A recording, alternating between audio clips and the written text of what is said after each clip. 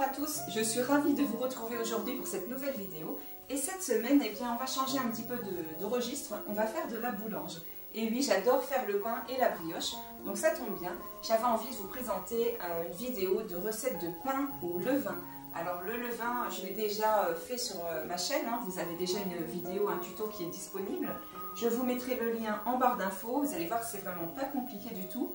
C'est très mystérieux, c'est marrant parce que c'est un organisme vivant et alors ça donne vraiment un goût authentique au pain. Vous allez voir, ça change tout. Ce n'est pas du tout la même chose que la levure. Alors je vais vous le montrer d'un petit peu plus près. Pour l'utiliser, on va devoir le nourrir au moins 3 heures auparavant et là, il aura cette texture que vous pouvez voir qui est déjà pleine de petites bulles. J'espère que vous voyez très bien à l'écran. Vraiment, c'est toutes ces petites bulles qui vont faire monter donc, notre pain. Et à la surface, il est un petit peu boursouflé, comme ça, il est en train de fermenter. Donc voilà, ça c'est notre petit levain. Vous verrez sur la vidéo qu'en une semaine, vous pouvez obtenir un levain qui a déjà une belle force.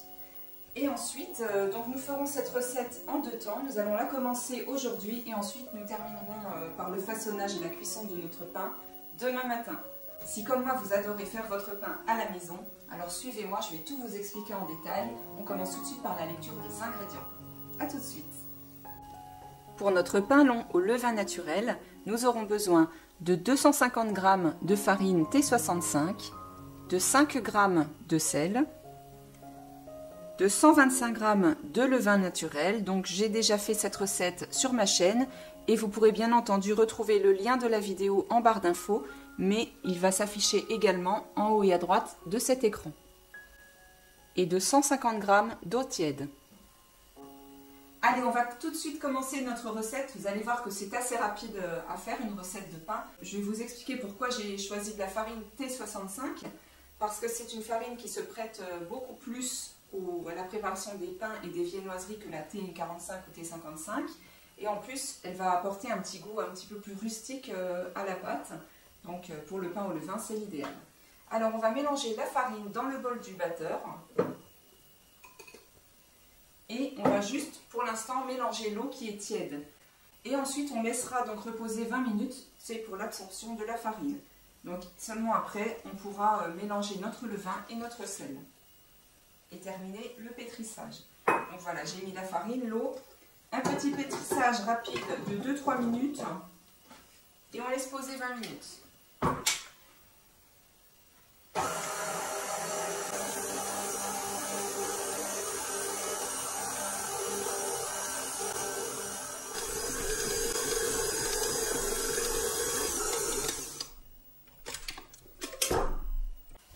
Alors je récupère la boule de pâte, je vais vous montrer ça d'un petit peu plus près. Donc on peut voir qu'on a déjà une pâte qui est très légèrement élastique, hein, pas assez évidemment. On va la laisser comme ça 20 minutes, ça va permettre au réseau glutineux de se développer déjà un petit peu. Et puis ensuite à l'eau aussi d'absorber toute la farine. Et on y incorporera après ensuite le sel et notre petit levain.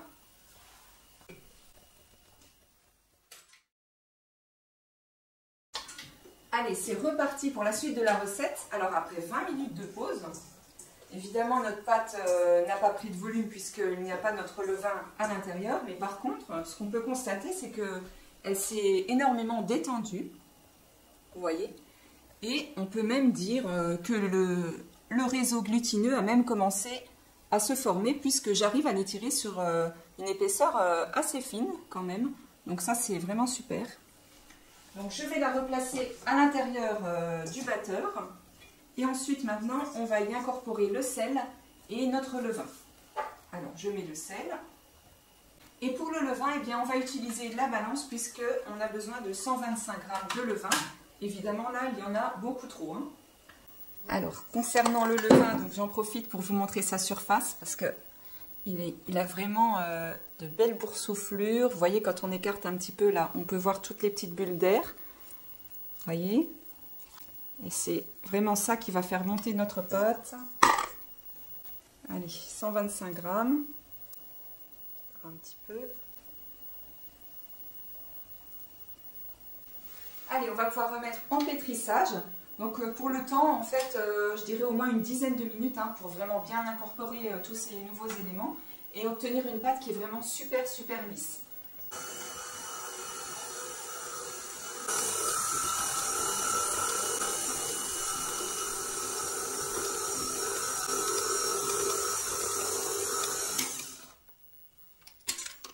Alors les 10 minutes sont écoulées. On voit que notre pâte, elle est bien travaillée, elle est bien lisse. Ouais, elle a un super aspect.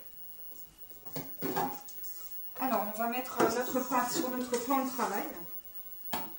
Moi, je ne mets pas de farine parce qu'il vaut mieux éviter de rajouter de la farine à ce stade. Ça fausse après les quantités. Vous pouvez vous servir de la corne. Et on va lui appliquer quelques rabats avant de la laisser poser à nouveau. Alors, comme je vous le disais, regardez, la pâte est vraiment super élastique. Donc là, les rabats, en fait, ça consiste, comme son nom l'indique, à rabattre la pâte, faire une sorte de pliage, comme ça. Et c'est vraiment utile parce que c'est ça qui va incorporer beaucoup d'air dans votre pâte et lui apporter aussi beaucoup de force après quand elle va lever. Alors, une fois qu'elle est rabattue, je vais la déposer dans un saladier. Donc je l'ai déposé dans le saladier, je vais couvrir le saladier d'un film étirable, juste pour la protéger, qu'elle ne dessèche pas, sans vraiment la fermer hermétiquement, il faut que ça respire. Et puis on va la laisser comme ça 30 minutes à température ambiante, et on se retrouve dans 30 minutes pour un second rabat. À tout à l'heure. Allez, on se retrouve pour le second rabat de notre pâte, après les 30 minutes de pause.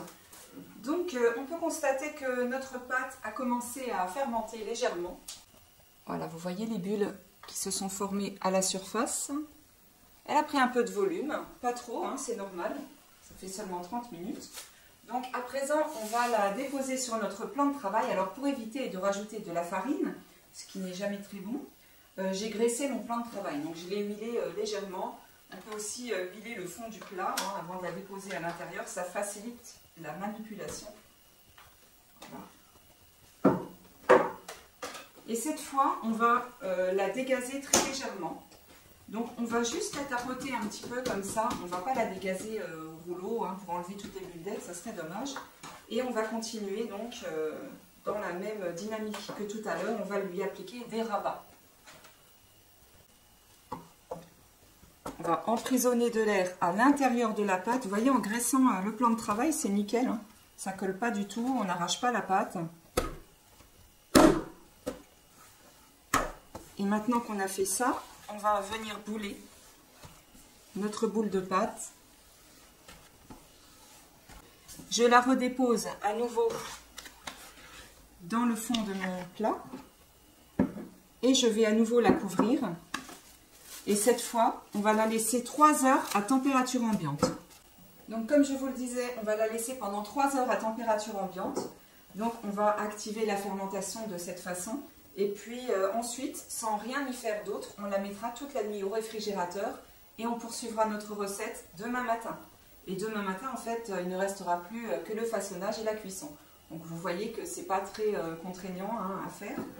C'est long dans le temps, mais je veux dire, si on enlève tous les temps de pause, les temps de pointage, ça va très vite et c'est pas compliqué. Voilà. 3 heures se sont écoulées, il est temps de placer notre pâte au réfrigérateur pour la nuit complète. Et on se retrouve demain matin pour la suite et la fin de notre vidéo. Bonjour à tous, j'espère que vous avez passé une très bonne nuit et que vous êtes en forme ce matin pour continuer notre vidéo sur le pain long au levain naturel. Donc j'ai sorti ma pâte ce matin quand je me suis levée, à peu près 2h30 à 3h plus tard. Donc on voit avec le contrôle du thermomètre qu'elle est remontée à 16,8 degrés. Donc entre 16 et 18 degrés, on peut considérer qu'elle est à température ambiante et on va pouvoir continuer. Alors on va ôter le thermomètre. On va déjà fleurer le plan de travail pour le façonnage, légèrement. Et je vais vous montrer tout de suite de plus près. Vous allez voir donc la surface, voilà, de notre pâte. Et vous voyez ces petites bulles d'air qui se sont formées, un petit peu boursouflées comme ça. Ben, c'est très bien. C'est que notre pâte a bien fermenté. Elle a aussi, pendant toute la nuit, développé tous ses arômes grâce à notre levain naturel. Et c'est ça aussi qui donne le bon goût d'une baguette au levain. Alors, on va verser notre pâte sur le plan de travail. Et ensuite, je vais vous faire un gros plan et on va passer au façonnage. On va l'étirer très légèrement, ça va la dégazer. Il ne faut pas trop la dégazer non plus, hein. On va en faire comme un carré, comme ça. Et ensuite, on va passer au façonnage. Donc, comme les baguettes, on va replier vers le milieu. Avec le pouce, on vient souder légèrement la bordure. On ramène l'autre sens sur le dessus. On soude de l'autre côté également. Ensuite, les bords, on va les ramener aussi légèrement repliés sur elles-mêmes. Et on va faire un repli, un dernier repli. Et on soude. On va placer directement notre pâton sur le plat de cuisson en prenant bien soin de mettre la soudure en dessous. Voilà. Le façonnage est maintenant terminé. On va laisser lever environ 45 minutes notre pâton et ensuite on passera à la cuisson. À tout à l'heure. Eh bien, il est maintenant temps de passer à la cuisson de notre pain long au levain naturel. Alors, je l'ai préparé sur mon plan de travail. Et pour qu'il soit plus joli, on va lui appliquer une légère couche très fine de farine. Alors il ne faut pas en mettre beaucoup, c'est juste pour la déco, c'est pour faire ressortir un petit peu les dessins que l'on va réaliser. Donc je prends une petite passette et je lui applique une petite couche fine. Et on va venir le trancher avec une lame de rasoir ou alors un couteau très tranchant, une coupe assez nette pour pouvoir permettre au pain de s'ouvrir.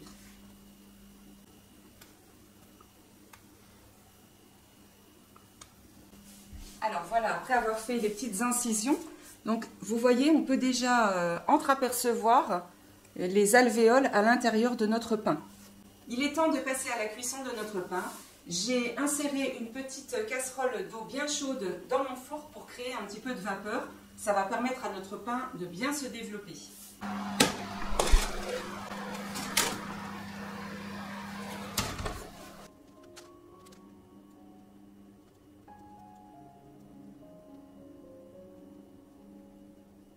Et bien voilà, je viens de sortir notre pain au levain de son four. Il est très joli, il est bien cuit, ça sent super bon dans ma cuisine. Et on va devoir le laisser refroidir totalement sur une grille pour laisser s'échapper l'humidité qui est encore à l'intérieur avant de le découper et de le déguster.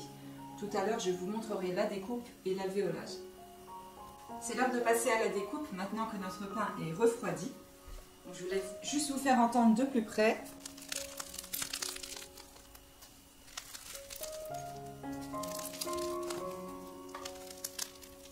Je ne sais pas si vous entendez comme le pain chante.